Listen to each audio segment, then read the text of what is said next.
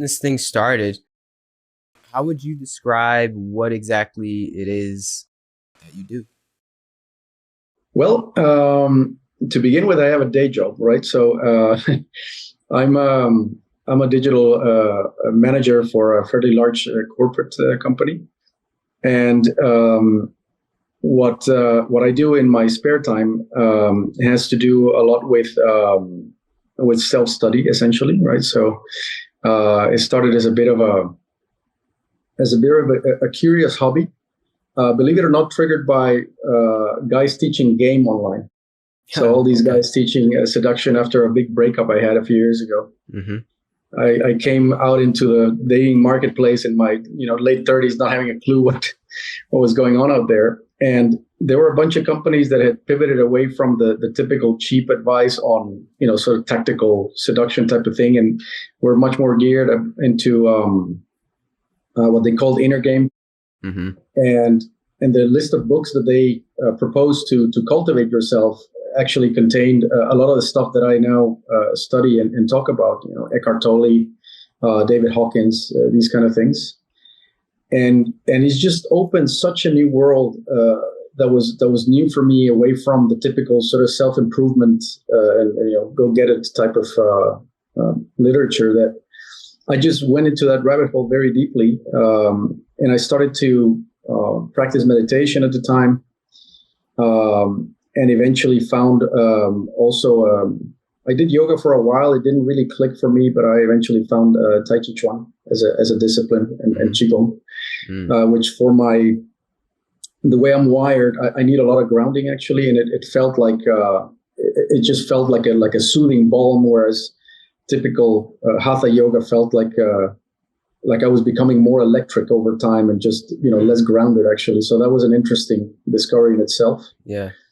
And that got me into trying to understand what was the sort of magic kernel behind it all, right? I wanted to really get to the little kernel of knowledge, which, if only understood, could then explain everything else, every other practice or every other modality that is out there.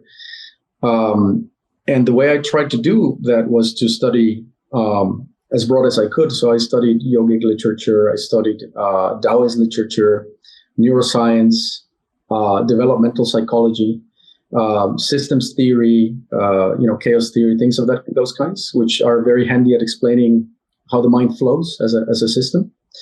And what's interesting about taking that broad approach is that you don't become too encumbered with the difficulties or the limitations of one branch of study of self realization.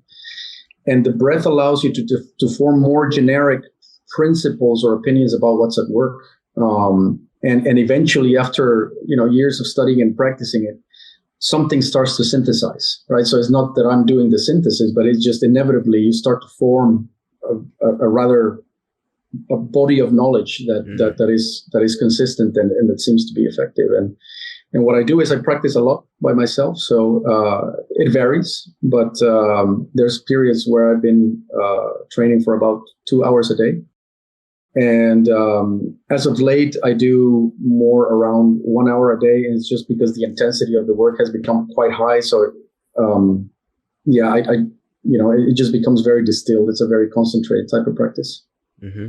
And what I try to then do is, as my realizations and insights are growing, I put them out there in small clips on YouTube, and people sometimes reach out, and then we work together on getting them on the path, giving them either theoretical advice, practical advice about embodiment, meditation, and trauma resolution, essentially. Wow, yeah. Cool, man. Mm-hmm. Yeah. So, how would you describe this cohesive kernel? Mm-hmm. What have you come to find? How would you describe that? Yeah, so that's the ultimate question, right? What is that thing that needs to be understood? What is truth? What is truth? Exactly. Yeah. Let's start with that, and then go into the real discussion. So it is. I'll try to expand on it so that it doesn't sound simplistic, because the kernel tends to come in short form, right? It comes in what I call fortune cookie wisdom, right? It's a little phrase, and then we're one with everything type of thing. It doesn't explain too much. The way I would describe it is very close to what I found in a book that took me a while to find, called The Secret of the Golden Flower. It's a small book. It's a translation by Thomas Cleary, a guy who has done endless and priceless work in translating Asian wisdom. And The Secret of the Golden Flower refers to the essence of meditation, the essence of abiding, let's call it like that, in which you revert the flow of your awareness onto itself. So your awareness is typically going out, and many of the practices that we do, especially in the beginning, are outward oriented, even though they are about stabilizing the mind, right? Focusing, for example, on the breath, as a typical focus practice of closed awareness, or open, being in the now type of awareness. You're still being in the now by using your senses. So your awareness is going outwards in everything you do. Same goes for breath work, let alone things like asana, posture practice, for example. This is probably the most gross practice you can embark on. But as your subtlety of mind progresses, your practice becomes more and more subtle, and you start to use the senses in a more subtle way, until using the senses as anchors has lived itself out as a vehicle for progress. And then you catch on to the fact that you can actually revert the flow of your attention onto the source of attention. Yeah.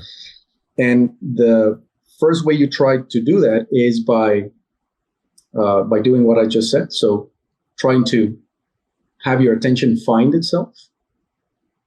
And the more you do that, the more you tread that pathway, and come to, by threading the pathway, realize that it cannot really be done. But it is not just a logical finding or a getting tired of it. The threading of that pathway has a value. So the searching for the source of the awareness. And you come to notice that really your only choice left is not to look for the center, but to be the center.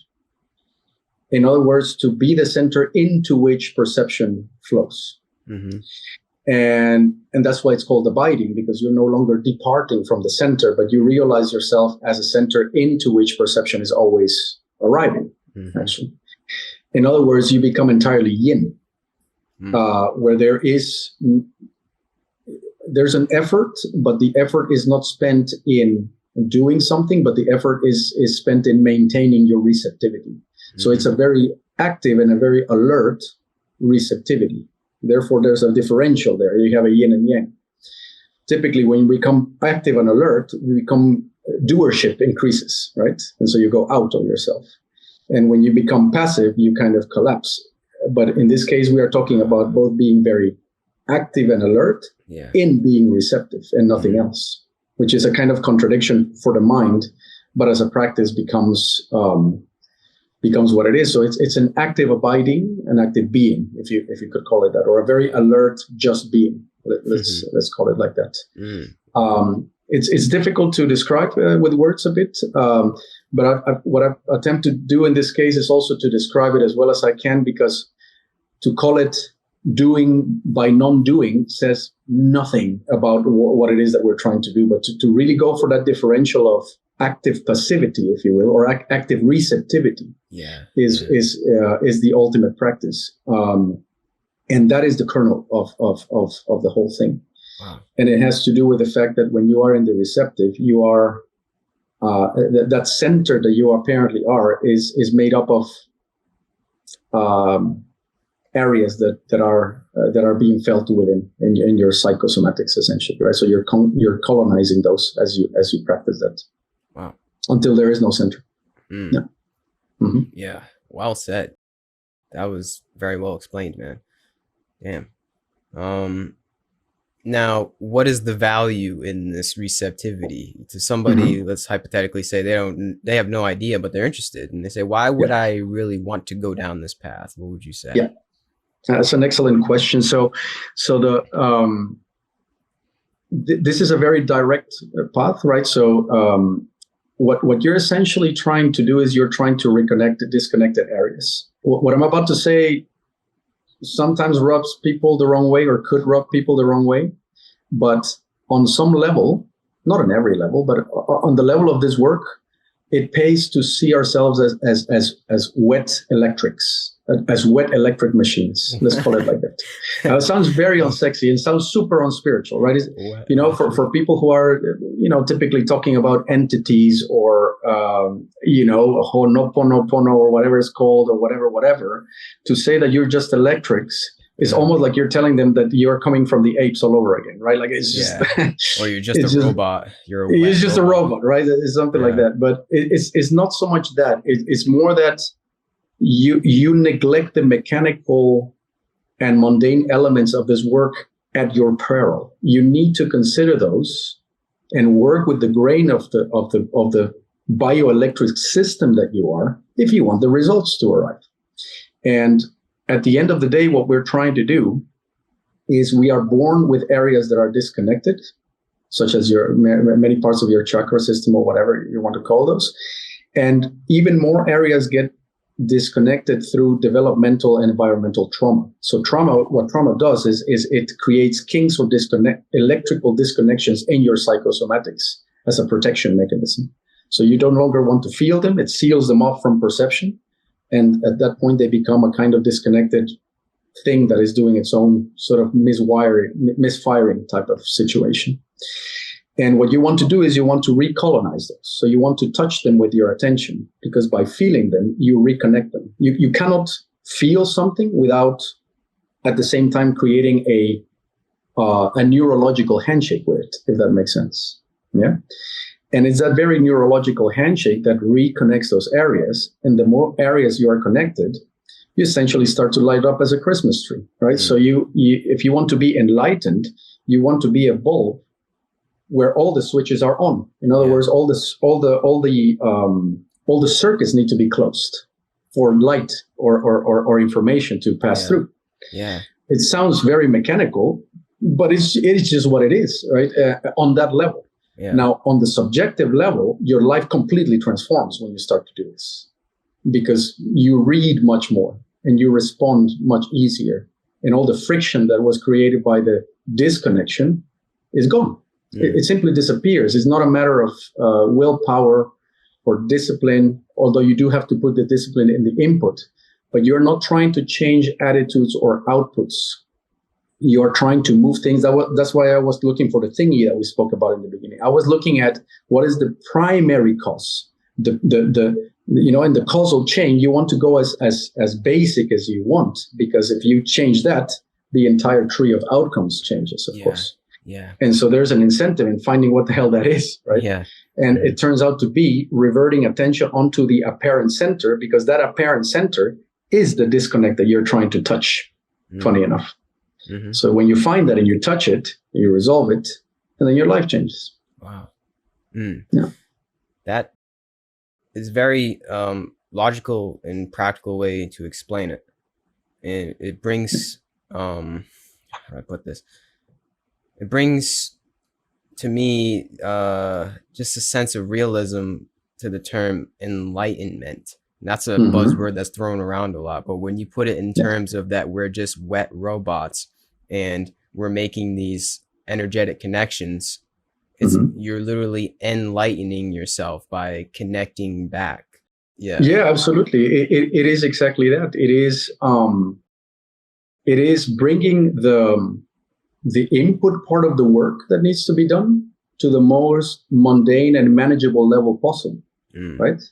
And then that's not to deny that, first of all, I would never go and say that we are just wet robots, right? So that would be, that is simply not the case, of course. But when it comes to the manipulable and manageable inputs that we can put into the work, there was a great artist, American artist, to me the greatest modern day realist, just died a couple of years ago, called Richard Schmidt. I have a bunch of books from him, and he said something very interesting. He was a spectacular realist painter, and he said that you can't talk about the soul of a painting or the mystique or whatever. You need to reduce it to discrete elements such as is this brushstroke dark enough? Is the color intensity correct? Is the line and the perspective the right way? So that you bring it down to discrete, simple elements that you can actually manage. And then the output takes care of itself. But if you're trying to give a painting soul, good luck with that. Because there's nothing manageable about that. It is not a discrete element that you can handle in three-dimensional or mental reality, if that makes any sense. Yeah. Wow. This is good. Mm-hmm. So on my previous point, what is the practical value in somebody's life? Is somebody going to be, in a general sense, happier, joyful, more peaceful? Is the byproduct a more peaceful, cohesive life altogether? Yeah, pretty much that. But it's very far-reaching, right? So when you have these kings and the hoes that we were talking about, all these disconnections, right, that are psychosomatic, what tends to happen is the system is in a lot of friction. It has internal friction, and internal friction could be felt in things such as overthinking or indecision, for example, your heart saying one thing, but the mind another, meaning that these are two things that are essentially not, they're having a political debate as opposed to singing together to the same tune. Yeah. You can have an enormous amount of stress and anxiety. You can have also psychosomatic symptoms. I work with people who very often suffer from autoimmune disease. And what is autoimmune if not parts of the system not recognizing one another, right? Yeah. So your immune system attacking the very body that is hired to protect, if you will, because it doesn't recognize or doesn't feel itself as a part of. So when parts don't recognize one another, such as the same goes for people, right? When people don't recognize themselves as a single whole, we cannot but have a contentious relationship with one another, with occasional convenient truths and partnerships. But for the rest, really contentious because differences in opinion. The parts of the body and your neurology and your immune system and your hormonal system are exactly the same. So the consequences of having a poorly connected system are not just psychological. They are not just on the level of peace and happiness, although that's a major, major component of that, which then translates into how you relate to the world and to people and how easy a time you have just doing your thing. But it also translates into how your entire health, your whole system operates in a different way. Yeah. Wow. Yeah. So from this connection seems to be just a natural flow that comes about, right? When you connect to a greater whole within yourself, there seems to be what comes forth, just a flow. I don't know what else to say, but there's this is exactly existence. It. Yeah, that's exactly what I would call it. And you mentioned something important, which is this idea of this higher flow, and that is also take for example all this talk about non-duality that is going on nowadays, right? Or the no self. The people who claim to have no self or non-dual sounds like a perceptual shift, but that perceptual shift is a natural consequence of reconnecting the wiring within. So I could give you an example with two fingers, say, right? So if I do this and I try to feel my thumb with my index finger, I cannot help but perceive that one of them is me and the other one is what I'm feeling at the moment. One is the feeling end, and the other one is kind of like the receiving end of that drop, if that makes any sense. Now, the same goes for any part of our neurology. When it's not connected, you cannot have a subject-object division in what's taking place. So that one is the self and the other one is the ego. Let's put it like that. But what if I told you that these two fingers they were neurons, and if I keep rubbing them together, they become a single thing? Well, now you have no ego. Now you have no subject or object anymore. It's just a single thing. Just like your arm would be a single thing. Say, this here, you would never be so strange as to say that your wrist is feeling the hand or the other way around. It's just one thing. Yeah. So when you connect and bind systems with each other, the subject-object distinction just disappears, because that distinction is due to disconnection between different parts. So if you have a part of your mind that is rendering visual reality and another one that's perceiving it, then you have an subject-object division. But if those two parts integrate with one another, then you're one with everything on a perceptual level. Mm-hmm. And this is not strange, but the perceptual shift and the reality of seeing it that way is very, very cool, right? So, it just looks mystical, basically. Mystical, to say the least, for sure. Mm-hmm. Yes. Yeah. You ever heard the saying, I forget who said it, but we're in the mind of God?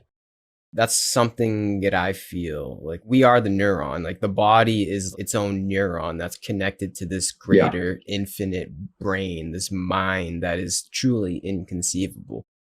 But I feel as though once one does still themselves, still their mind, you can't conceive of it, but there is a sense of feeling, right, that comes about. There's something that we're connected to, the Tao, the way, whatever you want to call it. But there is this sense of connection that one can feel in the stillness. You know, it's like so obvious at some points. When before I was on this wavelength, it was hidden in plain sight. It just there was something blocking it. It was almost like not obvious. But then once you do the practices, which I guess that'll be my next question. But once you do the practices, you start to feel it more and more, and then it just becomes obvious. Every day I wake up, it's like, oh yeah, I'm connected to everything. You, the listener, the trees. It goes from hidden to plain sight to just in plain sight. You know. Yeah. So where do we start to feel that connection? Like, would you just recommend meditation, just incorporate a regular meditation in one's life and slowly start to come into this sense of oneness? It would depend. Just before going there, I think you said also something really interesting. This whole notion of us being like a neuron. Yeah. It's a great way to put it, because what would you make of a neuron that decides it doesn't want to feel, that it doesn't want to transmit, right? Whereas that's its job. Yeah. And because of the way we develop, we have an interesting challenge in our hands, which is, in order to become functional bodies in an apparent three-dimensional reality, you need to first contract into something that forms itself, cuts itself off from feeling, so that it can sort of through a shell or through a scaffolding become strong enough. Let's call it like that. But then the process of breaking that shell is the very next step in that. And that's where we are typically falling short of the mark. And unless you break that shell, you're not doing what you're supposed to, which is just to freely feel and to form a part of that neural network of bodies and minds, right? Now, as to the question of where do you begin, I think that is a very it's a very complicated question, in the sense that everybody starts where they're at, and everybody has proclivities and ways of understanding things. Yeah. So some people are born with a kind of innate knowingness about this kind of stuff. It comes more natural to them. Certain people are much more sensitive, and therefore trauma becomes a huge issue, but then a huge opportunity. It becomes a vehicle to touch areas of your neurology that you would otherwise not even know are there. Some people are not sensitive at all, in which case they see this entire path as hey, why are you guys wasting your time with that? So there's some wisdom in the yogic paths of, I don't know if you're familiar with the path of bhakti, jnana, karma, and I think that they tapped onto the fact that we have different proclivities. Some people, the karma yoga is for people who are very practical, for example, right? To put it into your work, into your actions. Bhakti for people who tend to be, much more emotionally open, devotional, as a sort of lubricant, which can then pathways can be created incredibly fast when things like gratitude and devotion are lubricating your system, right? So it has an enormous effect, because we are not just bioelectric, we are biochemically electric, and the chemical part has a major role to play in both trauma and resolution or integration. Yeah. typically where I begin is I try to start with basic embodiment literacy. So helping people understand what it's like to actually feel the somatics, and to start with basic exercises of somatic literacy. And I start also with exercises about learning how you can open and close your mind's eye, so that becomes a conscious muscle, as opposed to just a reactive thing that you do based on your environment, or have it be stuck in one, either too open or too closed type of thing, but really to have that mechanism oiled up and actively working for you. And then basic embodiment in the sense of understanding what it's like to actually place your awareness in your body and soak up the sensations that are very concrete, very mundane, and to try to make a bridge of why those mundane sensations carry the real value of what you're trying to do. Because to the thinking mind, the problem is much more complicated and big and fancy. But the question of embodiment is a very rudimentary and very mundane type of thing that you're trying to do. And very often we don't believe that something as simple as that would be the thing that carries us forward, right? Mm-hmm. And then perhaps, and then there's a couple of extra branches where you could go into simple meditation, as you said. So simple training of focus, just to make sure that your mind has enough gravitas and enough stability so that your work carries weight and is not, that your mind is not flip-flopping when you're trying to actually do the work. Yeah. Yeah. Yeah. It's hard to generalize. It's true. It's all, very hard. We're all different streams. Yeah. The thing is, it's to the same destination, if you want to use that metaphor. You know? Yeah. Very much so. Which is, I mean, the destination is connection. Whatever way we get there, right? It's to form some kind of connection to a greater whole. And that's really what it's all about, to put it in a simple manner. Absolutely. Yeah. Absolutely. And to have that also work for you on the practical level, I would say, right? So to not draw some sort of spurious distinction between, doing the spiritual work and therefore neglecting levels of your practical life that need to be wholesome in general. And actually to also, as we said at the start, right, when we made this sort of little quip about simply being electrics, to bring spirituality down to a level that is perhaps not as flattering and perhaps not as mystical, but that is truly effective for you. I don't want to say practical, but simply effective. And for things to be effective, they need to be in touch with what's up, with what's physically up, mentally, emotionally up, and spiritually up. And people tend to very easily go up into spaces of the jhanas or whatever. But the question is that the Chinese talk about heaven, man, earth, right? Or Tao Te Ching. So it's the connection of the ultimate with the essence, and the essence is just pure physicality, right? And to bridge those two, which is why you were asking about what makes it that the secret of the golden flower, or that kernel of the thingy makes it so special, is that's exactly what that does. Is it makes awareness touch physicality directly, and you essentially build that entire chain from top to bottom. Yep. Where you become the funnel in the middle. Yep. Yeah, I also see it. Not only are we wet robots, we're a conduit, almost like a membrane to this connection. Something flows through the human vessel. We don't negate our humanity, but yet when we connect, our humanity seems to, in that essence, bring about a different life. That's how I see it, at least. Like it's almost like a channeling, not in the channeling like we're channeling aliens, but we're channeling, it seems to be from that source, that one God, seems to be just like a different way that the human vessel is utilized. That's, at least personally speaking. Yeah. Let me ask you that one. Would you say once we do form this connection without, that our instrument of the body plays a different tune? Like, would you say you're a different person? Pablo is a different person than before this connection was made within? Yeah, for sure. But not through any credit to Pablo as such, Yeah. right? So you could think of the ego or personality or my Pablo-ness as essentially the fragrance that comes from however my system operates. Let's put it like that, right? Yeah. Some of that is inherited, some of that is acquired, obviously.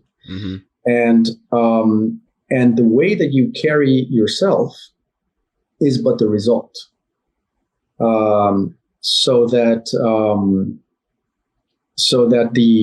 the way that you then transform is the outcome of I like your membrane analogy, actually, for several reasons. I don't know if you've heard this one, but the true brain of a cell is the membrane as opposed to the nucleus. And the reason for that is the nucleus is just a copying machine. It carries information and it copies. But the membrane is the intelligence that is on real time, always deciding what to let in and out. Yeah. Interesting. Yeah. And it's the one that is in contact with the environment. Isn't that interesting? Yeah. Wow. Right. And so when you look at it from that perspective, what we're trying to do is we start with a membrane that is mucky, and we're trying to clarify it so that it can do its job properly. And once it becomes transparent, then that interconnection becomes seamless and intelligent, truly intelligent. And not even, it's not that you compute more, it's just allowing the entire computation of the body mind to do its thing correctly. And then as a result of that, Pablo becomes something else, but not by trying to pull himself up by his own bootstraps. How could I? I mean, right now, what I am is the outcome of my very best attempts at being happy and healthy, and the rest of that, which I can guarantee you are not that amazing, actually, right? So what you try to do is you try to do indirect practices that change things over time, despite of Pablo, or in spite of Pablo, rather than having Pablo do and being the lead. He thinks that he's doing it, but in reality, the practices go way deeper than whatever Pablo could ever achieve. Let's put it like that. Yeah. So it's not like Pablo or Gary is doing something for something. It's like, like you said, we're the fragrance. That's good. I never heard it put that way. We are just the fragrance of the doing. One becomes the doing in a way, right? Yeah. That's it. Exactly. Yeah. Yeah. And again, right, like you use membrane. I think it's a very good choice of words exactly because of that. Yeah. This is good, man. Now, do you feel just generally more at peace with life? Is this how do I put this, man? Let me back up. Do you feel like this is the only way for peace, is forming this connection, and we just kind of have misplaced priorities on how to go about that? You know, in terms of materialism, we try to find it in a car, a house, popularity, we try to find it out there, but really happiness, if you even want to call it happiness, is truly found in this connection for all of us. Is this the only way?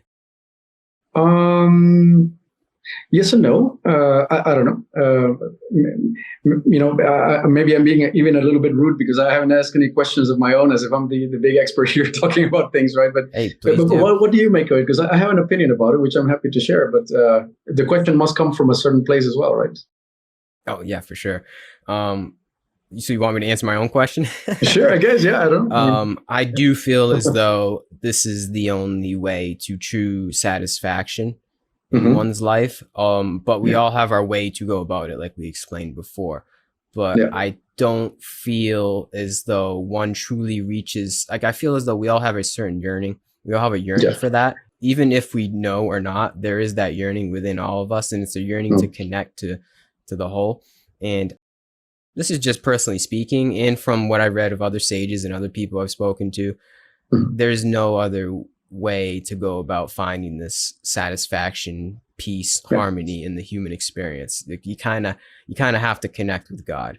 You don't have to, but if you if you don't, it's going to be a bumpy ride, and there's going to be a lot of inertia and resistance. So that's the beauty of it. You don't have to. We have free will to avoid it all we want, and we have for a very long time.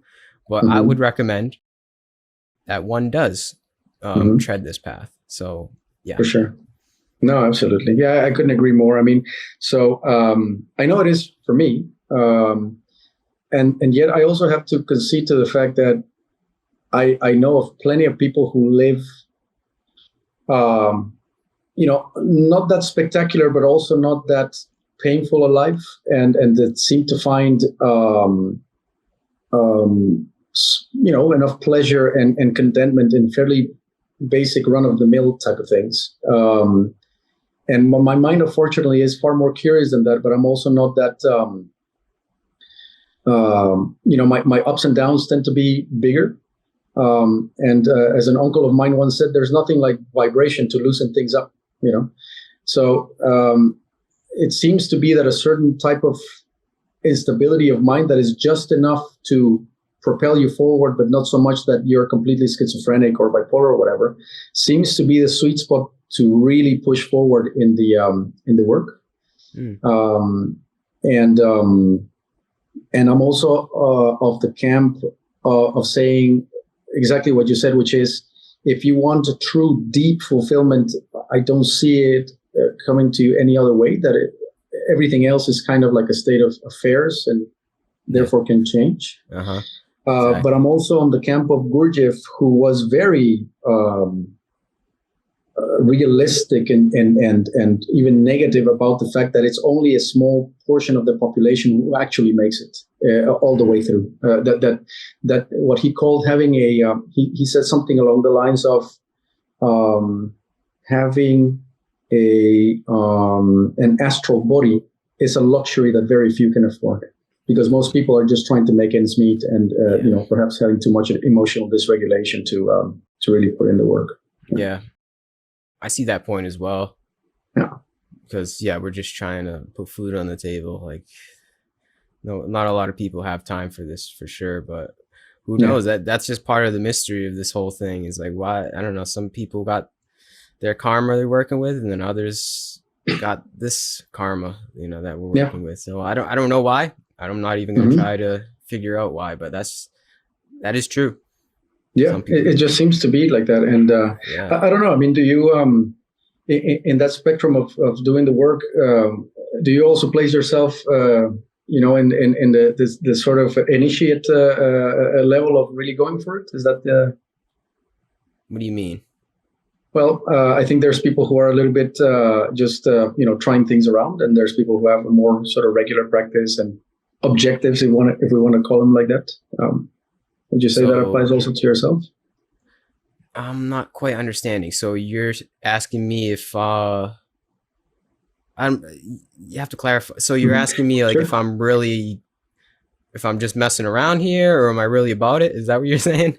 No, well, in a sense, but I mean, there's levels, right? So without having to go all the way to becoming a monk, I think there's people who are doing meditation because it kind of, calms them down, and they see good results in relationships. And to put the elephant in the room, there's people who are going for enlightenment. Let's call it like that, right? So would you say that also describes yourself, or is it a different story? Well, honestly, I weigh that every day. But enlightenment, if you want to call it that, is in the back of my mind every day. So is that being on the path of enlightenment? Maybe. I don't know. I'm not saying I'm 100%, but I'm not 0%. That's for sure. I don't know. Yeah. There's always, there's days I'm like, maybe I should don the robes and go for it like that. But then there's other days I'm like, well, maybe I don't think that's the path, actually. I think what I'm doing now is actually the path. So yeah, man, I'm still young, still figuring it out. I'd have to say a non-conclusive answer. I don't really know, to be honest with you. I'm just going with the flow, talking to people, trying to figure it out. If this is the path, 100%. If it isn't, it doesn't really matter to me. I'm just kind of going with what I like. And every day I do try to improve on the path to enlightenment, though. It's never like something that I lack. You know, it's never something that I skimp on. You know, I feel as though once one does get this taste, this glimpse, this sense of knowing, you can try and run from it all you want. You can try and hide yourself in your desires all you want in the world. And I've done plenty of that, trust me. Yeah. But either way, it's always in the back of my head. You know, what life is really about. It's always in the back of my head, no matter what. So I guess that's all we need is like, once you get that taste, it's like, you can't untaste it. You can't unsee it per se. Yeah. You know? Yeah. Did that answer your question? Sure. Does that make sense though? Like, do you feel as though once you get the taste, like... No, I completely relate to what you said, right? I mean, your discipline and your focus can wax and wane, but you have this sort of guiding direction it's a guiding principle that always gets you back on. I could fall off the wagon, and trust me, like I said, I'm not perfect. I'm not an enlightened being. I have fallen off the wagon. I'm a young male living in America. Trust me, it's hard. But either way, no matter how far from home we seem we are, no matter what, because I've had certain subjective experiences, subjective seeing, always find my way back. And all it takes is quite simple too, just meditation. That's the thing too. Like just 5, 10, 15 minutes of just still breathing as a reminder to come back home and be like, oh, this is it. This is really what life's about. So yeah. Meditation, man, it's huge for me. Absolutely. Yeah, it's huge. But have you faced conversations? Because I mean, you're running a podcast now, and I don't know to what degree you you make this also part of your social or family life. But have you encountered just how broad the spectrum is in people's interest when you bring this kind of thing up, and when you try to convey like the importance and the reward that comes from these kind of things? Because I find that to be fascinating, actually. Yeah. Honestly, in the beginning, I tried to evangelicalize it a little more than I do now. I realize that some people just aren't going to get it. I think we mentioned that before. Some people, it's just, some people aren't going to get it. So with those people, one, I mean, I generally don't associate with, to be honest with you, but there's a lot of people in my personal life that are not on this wavelength, and that's completely fine. And I don't even try to bring up this kind of stuff because it's fruitless. There's no words. There's no way that I could formulate my words where someone would be like, oh, of course. It's not like that. But if somebody comes with me with a genuine question, if they come with me with genuine curiosity about what it's about, then that's when we go down the rabbit hole. Right. So you could say it's a broad spectrum. There's some people that are not about it. They have no idea. There's some people that are dipping their toes in. They entered the stream here and there. And then there's some people that are way, way further along than me. And I'm just sitting back and listening to them. So it is a pretty broad spectrum. But I also feel as though it's quite, what's the word I'm looking for? Quite polar in that you're either in the camp, you either got the taste or you didn't get the taste. That's the huge stark difference that I can identify. And there is it's almost like there's a spectrum of people that got the taste and how serious they are about it, and then it's and then the not knowing at all is its own spectrum, is its own mental world in a way. So I hope that made sense. That's a good way to put it. They live in their own paradigm of what's up. Let's call it like that. Exactly, man. Nice. I'm always interested. I bring people on and I want to know how they got the taste. That's my most curious thing. I'm like, how did you get on this wavelength? And what I've come to find, we're all different. We all get the taste in different ways, somehow, some way. How did you get it? Like, what got you on this? Well, you said it was because you wanted to learn game and just general personal development, right? But was there it was that life?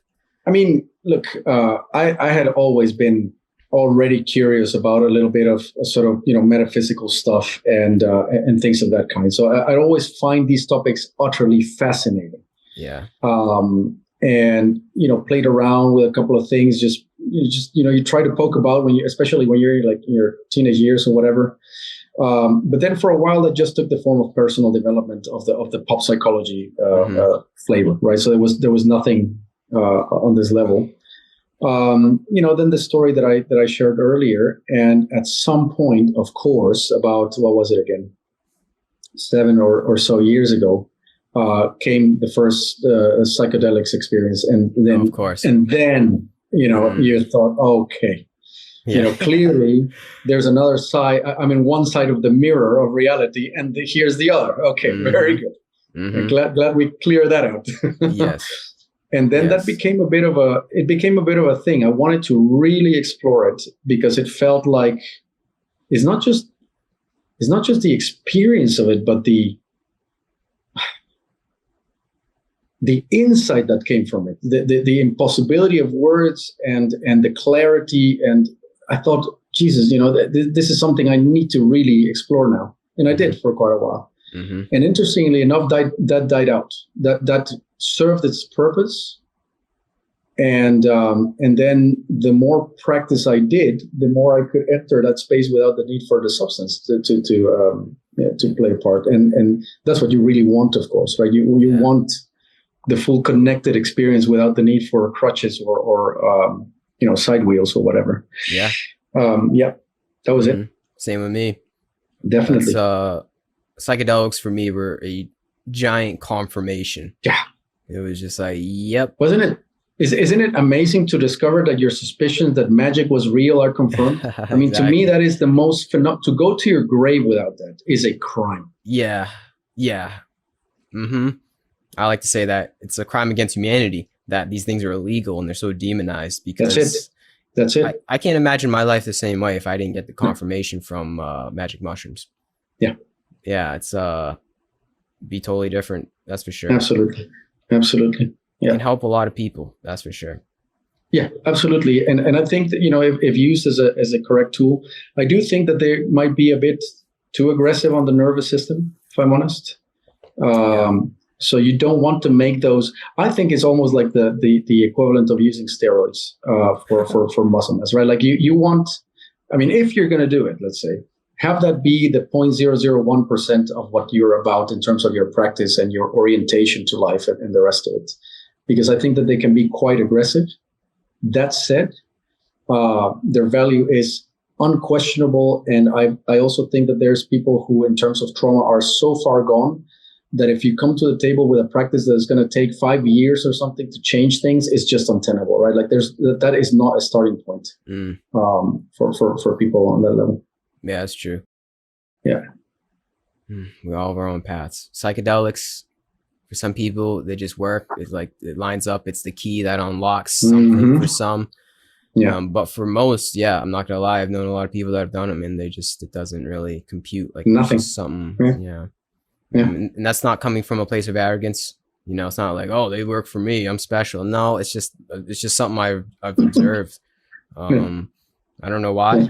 For some reason, they're sacraments to some, and others they're just some kind of recreational tool. Interesting in that way. Yeah, absolutely. Yeah. Well, hallelujah, we have them. They're honestly a miracle. No, absolutely. I don't know what else to say. I've introduced a few friends here and there into the whole thing. I don't consider myself a professional sitter or anything of the kind. Yeah. But people who are at some point willing to jump into that adventure, might feel like they can do it with someone perhaps like yourself who's already done it. You know what to expect, how to arrange things in a certain way, and you're not a stranger either. And it's quite an interesting thing to do as well. Yeah, to say the least. Yeah. There's I don't have anything else to say. Oh, say something? How are we doing on time? Because I also don't want to. I could talk about these things forever. So I'm chilling. I don't really have any more questions, but if you got something else to say, I can work off of you. What are you gonna say? Right? Yeah. No, it reminded me of I reread books quite a lot, and I picked up a book called the name escapes me. The order of the words escapes me. Is something on the level of king, magician, warrior, lover, something like that. So it's about the archetypes, the male archetypes. And it's interesting how that relates to psychedelics, because the intro to the entire book, and it goes on to the loss of wholesome masculinity and these kind of topics, is the idea that ancient societies had rites of passage that would break your ego, essentially. So it was not just to prove that you were a manly man that was tough. It was to break apart mental structures that no longer serve you because they are boyish in nature or childish in nature. Yeah. And that they need to be broken apart by an experience that is strong enough. And in some cultures that, some of it was like this bullet and glove type of, experience, or, and in others, it would have been the psychedelics, right? So they served, they served that purpose. And you see that coming back now in the sense that something feels insufficient and people are really searching around, trying to even put themselves to what is sometimes tough ordeals, such as ayahuasca or whatever, because something needs to be dislodged, right? Something needs to be broken through, which is interesting as well. Yeah. I felt that. I felt it was a rite of passage the first time I did it. Yeah. I could see that, why tribes would do that. The older human beings would do that. Yeah. There's the root for the word sacred and the word sacrifice is the same, right? Oh. And so with every rite of passage, everything that's sacred, it involves a kind of death in a sense. You are dying to something, to be reborn to something else, of course. Yeah. Ego death. Exactly. Yeah.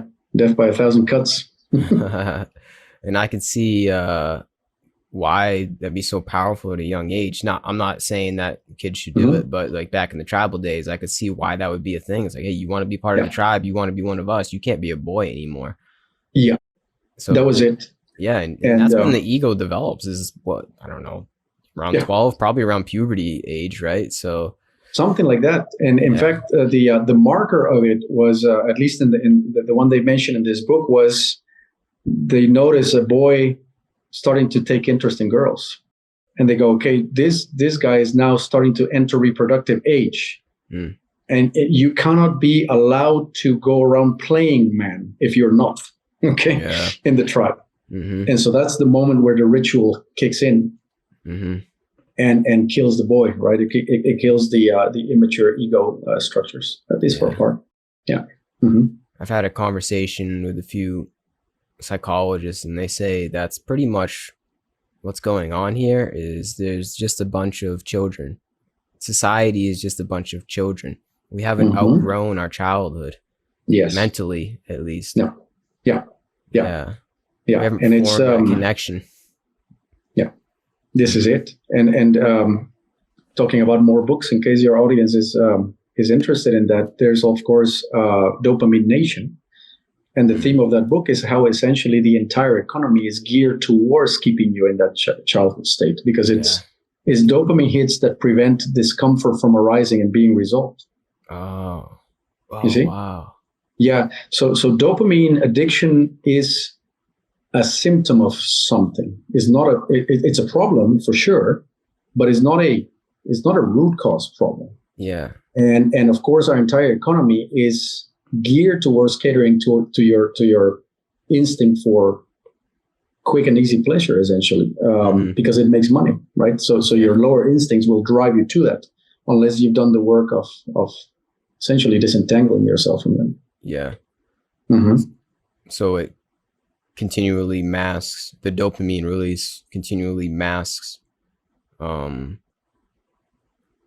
us growing up, right? It's just a continual like distraction or procrastination into adulthood. You got it. Yeah. It's hard to hear that, because it was bad enough when economy was based on physical goods that needed to be produced, shipped, and the rest. But if you introduce digital goods into it, the supply is endless, right? And you add AI to the mix. Now it can predict exactly what you like, and it can produce it en masse on a scale that is just. So the war that we're talking about is a war for, your consciousness, right? Essentially, do you own it, or is it completely hijacked? Yeah.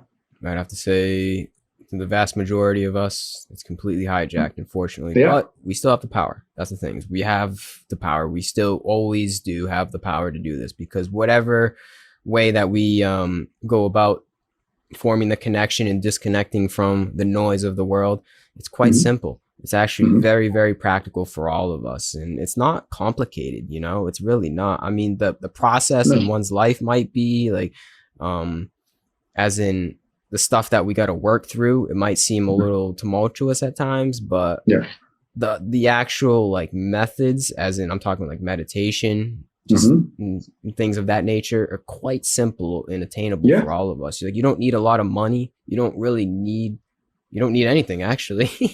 No, that's the beauty of it. No, so, absolutely. Yeah, I see hope in that way. I see like the nature of the world, the darkness, the chaos, bringing us back to the peace. Maybe that's my idealism speaking. I don't know. No, I think there's something to be said about that, right? Like the right conditions create the pressure for that transformation to happen. Yeah, it's like a cooking. You know, it's stewing and creating its own pressure for something else. Yeah. And you know, and I mean, you know, therefore your channel, mine, are little vehicles for keeping that wave moving in the right direction, right? To create a little bit of counter momentum. I mean, if I look at traffic in spiritual channels, it's still such a tiny drop compared to, you know, the other stuff, right? Like every other kind of type of entertainment out there. But it doesn't matter. You never know the impact of something small on the greater picture. Very true. Just can't predict that. Very true, man. Yeah. Excellent stuff. Yeah. And on that note, I think good note to wrap it up at, man. Cool. Yeah. You got anything else you want to say? No, I mean, just thanks for having me over, and you know, just whenever you feel like having a cool chat about stuff, you know, you can just give me a shout, and happy to help out. Sounds good, Pablo. I appreciate your time, effort, and wisdom that you brought to this conversation. You're a real one, man. I think, this was just awesome. This was a great talk. So excellent. Thanks a lot. Keep on keeping on. Keep doing your thing, and that's it. Peace and love to you. Cool. Peace and love to everybody. All right. Take care.